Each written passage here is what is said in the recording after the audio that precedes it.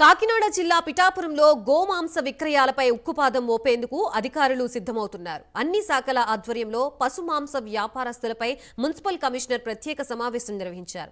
పిఠాపురంలో గోవధ చేస్తున్న వీడియోలు సోషల్ మీడియాలో వైరల్ కావడంతో విశ్వ హిందూ పరిషత్, బజరంగ్ దళ్ నాయకులు అధికారులను నిలదీశారు. మాంసం విక్రయాలకి ఎటువంటి అనుమతులు లేకపోయినా నిబంధనలకి విరుద్ధంగా వ్యాపారం చేస్తున్నారంటూ మండిపడ్డారు. గోవధ నిర్వహిస్తే కఠిన చర్యలు తప్పవని పోలీస్, మున్సిపల్ అధికారులు హెచ్చరించారు.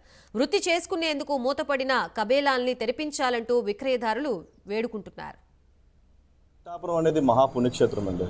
ఈ పుణ్యక్షేత్రంలో ఈ రాష్ట్రం నుంచే కాకుండా ఇతర రాష్ట్రాల నుంచి కూడా భక్తులు వస్తుంటారు. ముఖ్యంగా తల్లి తర్వాత తల్లి గోమాతని వధించకూడదని చెప్పి కఠిన చట్టాలు ఉన్నాయి. గోవధ జరగకుండా చూసుకోవాలని చెప్పి ప్రభుత్వ యంత్రాంగానికి హైకోర్టు కోర్టు వారు కూడా అనేక నిర్దేశాలు జారీ చేశారు. కానీ ఇక్కడ మన పిఠాపురంలో మహాపుణ్యక్షేత్రంలో మన దోళ్ల సంత దగ్గర నుంచి అక్రమంగా గోవధశాలలకి గో సంపద తరలిపోతుంది. అలాగే మన పిఠాపురం మున్సిపల్ ఆఫీస్ మార్కెట్ వెనకాల ఒక 10 షాపులు గో మాంస విక్రయ షాపులు ఉన్నాయి.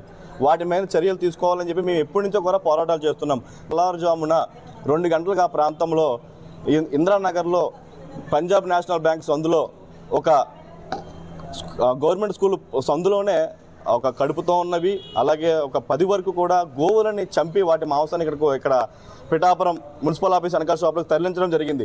ఈ వీడియోస్ అన్నీ కూడా అక్కడ కొంతమంది తీసి నాకు పంపించడం జరిగింది. అలాగే ఈ వీడియోస్ అన్నింటినీ కూడా మేము గౌరవ ఎస్పీ గారికి, గౌరవ కలెక్టర్ గారికి కూడా పంపిస్తే ఇదంతా కూడా పైన ఇప్పుడు ప్రభుత్వం మారింది కాబట్టి, ఇప్పుడు వీటిపై కఠిన చట్టాలు ఉన్నాయి కాబట్టి, ప్రభుత్వం మారింది కాబట్టి వీటి మీద కఠినంగా వ్యవహరించారు. ఈ రోజు పిఠాపురం కమిషనర్ మన మున్సిపల్ ఆఫీసులో ఒక భారీ ఎత్తున ఓపెన్ మీటింగ్ అయితే జరగడం జరిగింది.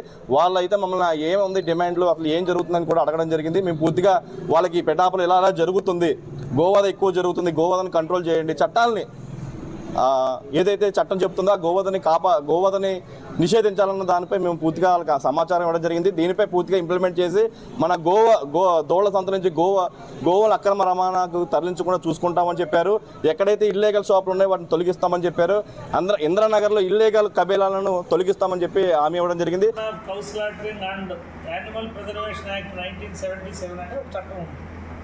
ఆ చట్టం ప్రకారం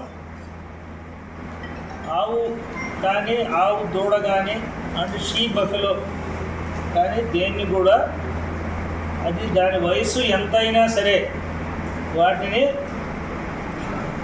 స్లాటరింగ్ అనేది చేయకూడదు, వాటిని కటింగ్ చేయకూడదు అనేది చట్టంలో నిర్దేశించిన నిషేధం. అది మిగతా వాటిని చేసుకోవాలంటే డాక్టర్ గారి చేత అది ఆరోగ్యంగా ఉంది, దానికి ఏమి డిసీజ్ లేదు అనేది ఒకటి, అది మిగతా అవసరాలకి ఉపయోగం లేదు అనేది రెండింటినీ సర్టిఫికేషన్ వారి దగ్గర తీసుకుని మోరేసిన తర్వాత అప్పుడు దాన్ని ప్రొఫెషన్ ఎట్లా అయితే ట్రేడ్ అట్లా చేసుకోవాలి.